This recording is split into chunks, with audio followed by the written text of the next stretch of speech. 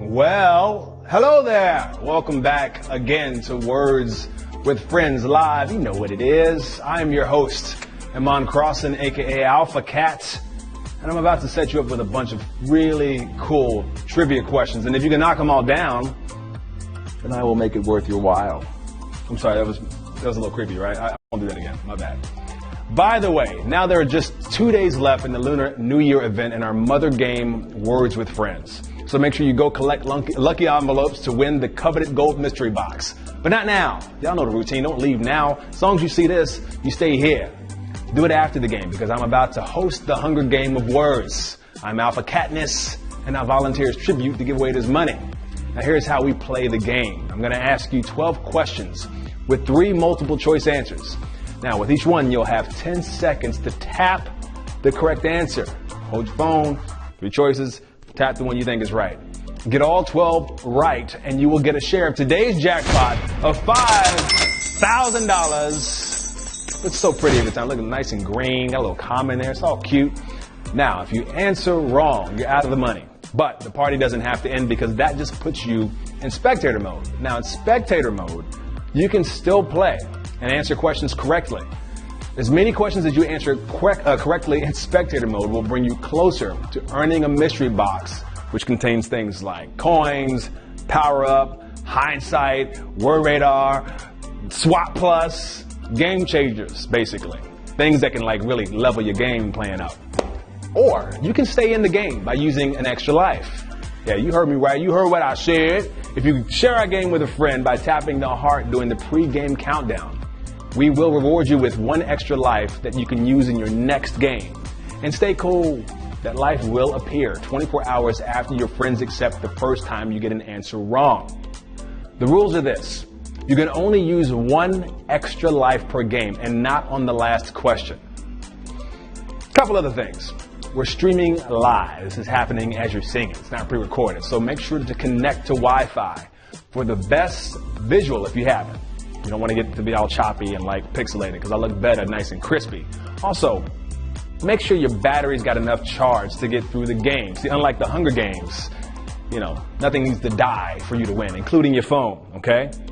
Now, we're still making the gameplay better every day, so hang tight until it's perfect. I promise you we're connecting all the dots and ironing things out. We can't reply to all of the feedback personally, but we do read it all, and we're taking care of it. I promise you that. Just use the hashtag Words with Friends Live if you want, on Twitter, as a lot of people do, or on Instagram if you must. Okay, I think that I'm ready to go. Are you ready to go? Of course you are, because you want to get this money. We're going to ease into things with our Words with Friends word of the day, propose. So here we go with question number 1. Which is an antonym for propose? Calibrate, withdraw, or exculpate? Tick tock, tick tock. Over 32,000 people in the game hoping to get a piece of that money. When you propose to someone, it's a pretty big deal. And if you're planning to propose to someone, you're going big. You have to make sure that whoever else is involved with the proposal knows how to spell. No one wants to see their name spelled wrong on the Jumbotron. You get that moment once. You don't get a do-over. And once the skywriter says, "Sarah, will you carry me?" Yeah, you messed it up. You can't take that back. There's no backspace for that. She might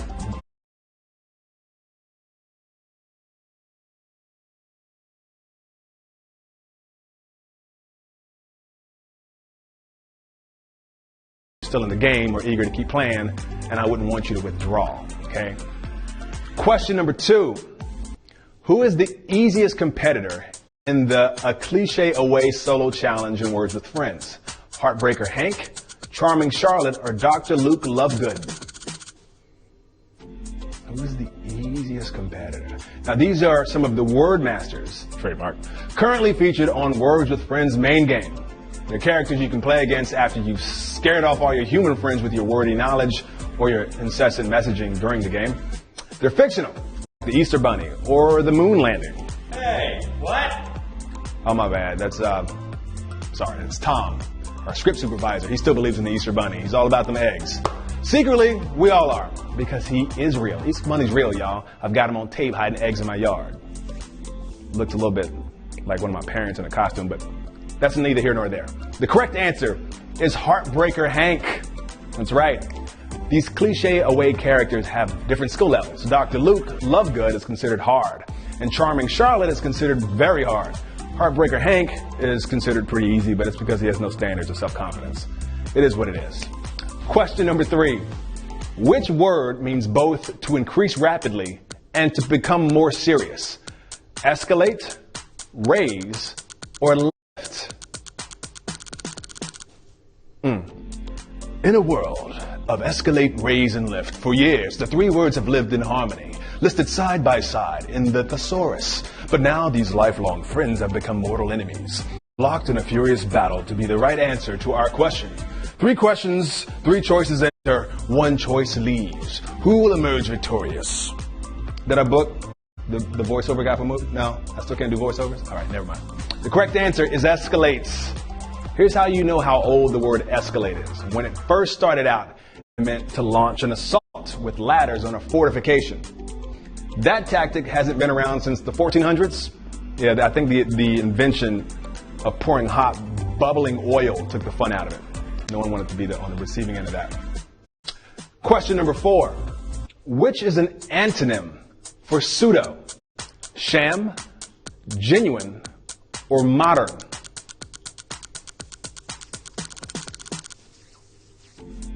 Now, pseudo is a Greek prefix found in words like pseudonym and pseudoscience. Believe it or not, the Greeks used to actually pronounce the P in pseudo and all other silent P words. But luckily, the Romans put a stop to that. And thank God. How dumb would you feel saying, my favorite Hitchcock movie is Psycho? Yeah, it really explores the dark side of the human psychology. Doesn't sound right. So take the P out and make it silent.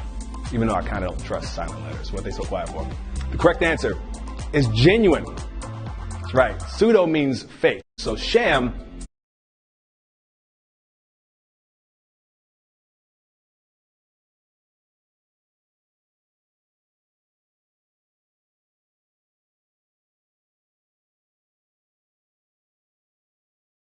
biography. Autobiographies are shorter. Memoirs aren't about the author, or a memoir connotes fewer events.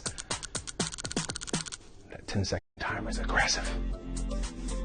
You got to be pretty full of yourself to write a memoir or an autobiography. You really think what you've done is so interesting that I want to waste my time reading about it? I mean, those few minutes on the toilet every day are precious to me. That's my time to Instagram and scroll and to daydream. It's for me, it's not for you, is what I'm saying. The absolute correct answer is memoir connotes fewer events. A memoir, in fact, can be just about a single event, while an autobiography spans the author's entire life. Except that was a brutal question. You know it's coming at some point. I mean, you guys have to just be ready for it. You don't let me get you with the brutal. You got to be ready for it. Hate to do it to you, but it's got to happen. Everyone can't get the money, unfortunately. We lost a lot of people, but we still have a hefty amount going forward. So here we go with question number 6.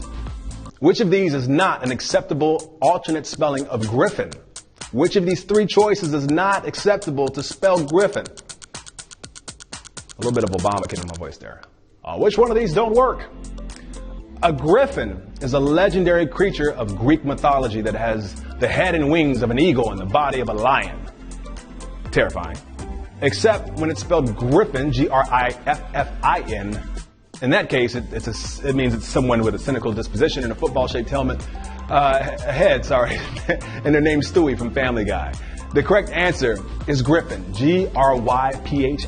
That's right. There's multiple acceptable ways to spell Griffin. It's like the multiple personality of words. You can spell it with a PH, 2 Fs, an ON, an IN, but no matter how you spell it, it doesn't change the fact that it would be absolutely freaking terrifying if it were real. I'm not going to see that at the zoo.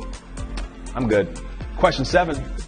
Which word would be exemplified by an especially bad replacement of your favorite coffee? Amelioration, substitute, or ersatz? Zat's really challenging. I bet that really grinds your beans and your gears. We started you off with a couple of English choices, then hit you with a loan word from Germany. And it's kind of key for this one that you know what the heck ersatz means. Sprechen Sie Deutsch, Fräulein? How was that accent? It was like a little German. I learned it earlier. Still not good? All right, y'all. Y'all know I'm always trying to accents. The correct answer is ersatz. Ersatz means an inferior substitute and came to prominence during World War I when Germans would replace their depleted infantry units with the lesser trained soldiers from their ersatz or their reserve corps, or as I call it, my other group of friends. Question number 8. Bollywood is named after what area? Bali, Bahrain, or Bombay? Tick tock, tick tock, tick tock. Choose carefully or never hold that money. Now, Bollywood, which is obviously a play on Hollywood, refers to the film industry of a certain foreign place. Bollywood is actually the largest film industry in the world in terms of film production, even more than Hollywood itself. It's true. But Hollywood makes way more revenue than Bollywood by far. Dollywood, on the other hand, created by Dolly Parton, makes no films at all. But there's some fun rides there. I heard. Haven't been. The correct answer is Bombay. This is actually kind of tricky because Bombay, India, is now called Mumbai, India. So technically it should be called Mollywood.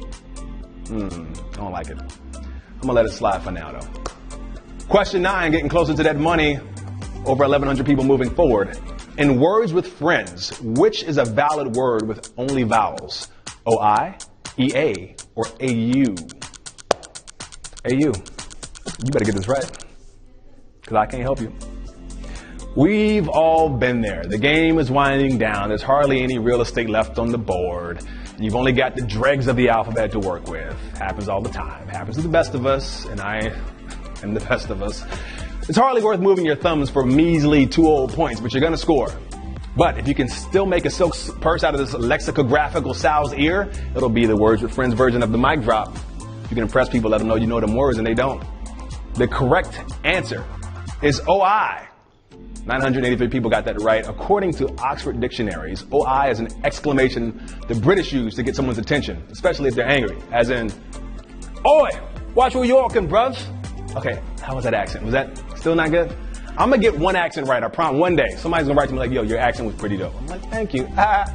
Question 10. Which historical figure has more solipsistic public image? Charles F. Finney, Jordan Belfort, or Melinda Gates?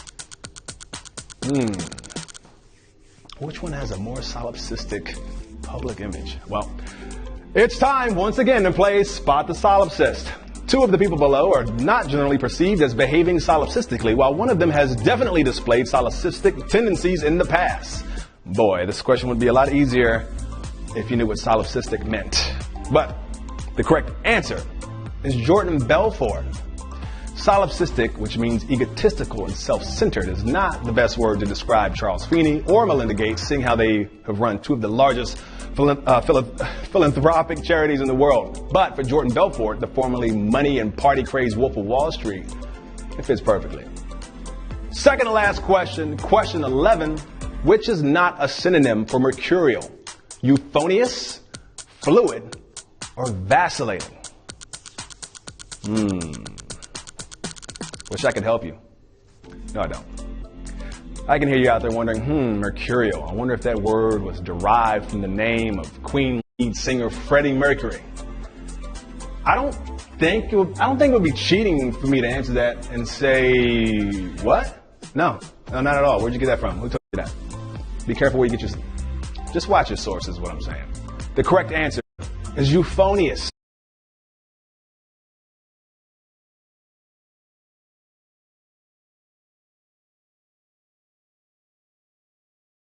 Sorry, I just lied. Let's start over. Well, let's just move on. It is time for the last question. Question number 12. For all the money, for all the cheese, for all the quesos, for all the pesos, fromage, the cheddar, the ducats, the racks, as we call it where I come from. Your spinothalamic tract runs from your thalamus to what? Metatarsals, skin, or eyes? Get this right and you can run away with the money. Now talking about an easy one. All you gotta do is take your finger and run it along the side of your thalamus, all the way down your spinothalamic tract until you get the answer. I'm gonna be real with y'all. Those syllables are really challenging in that word. I'm butchering it, but y'all get it. I guess we're just giving up and giving you guys the money because I'm giving too many hints. But before I reveal the answer and the winners, please make sure you go back to the main game after this is done to play another game. Okay, ladies, Heartbreaker Hank is single and he's easy. The correct answer is skin. Spinothalamic refers to any four tracts of nerve fibers of the spinal cord that are arranged in pairs with one member of a pair on each side and that ascend to the thalamus by way of the brainstem. And we're about to ascend to this jackpot by way of reading these winners. I'm so proud of you. That's the end of the game. You answered all 12 questions correct, which means you're sharing $5,000. Congratulations, we have 255 winners. Look at that beautiful graphic. We have JJ Parker 444, WBO Harrison. I see his name live. You have to hook me up, bro.